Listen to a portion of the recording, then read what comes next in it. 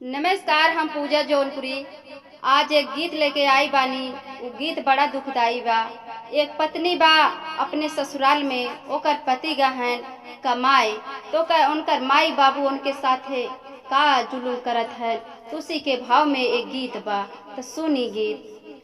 गैला बाहर पिया कहिया तू अइबा, गैला बाहर पिया कहिया तू अइबा, राजा कहिया अइबा हो, राजा कहिया अइबा हमके बताई दा, आके दिलावा में हमारे समाई जा, आके दिलावा में हमारे समाई जा।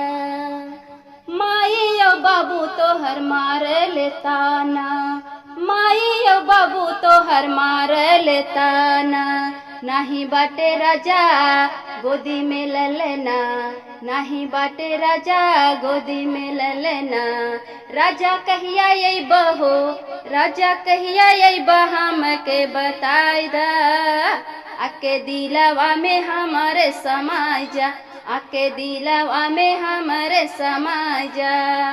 गैला बाहरे राजा कहिया तू अइबा, गैला बाहरे राजा कहिया तू अइबा, राजा कहिया अइबा हो, राजा कहिया अइबा हमके बताई दा, आके दिलवा में हमरे समाई जा, आके दिलवा में हमरे समाई जा।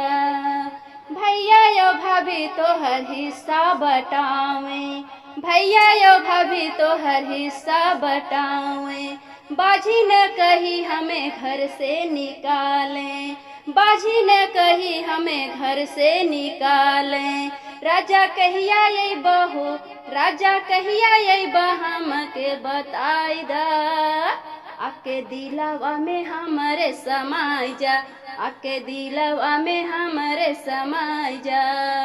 गैला बाहरे राजा कहिया तू अइबा, गैला बाहरे राजा कहिया तू अइबा, राजा कहिया अइबा हो, राजा कहिया अइबा हमके बताई दा, आके दिलवा में हमरे समाई जा, आके दिलवा में हमरे समाई जा।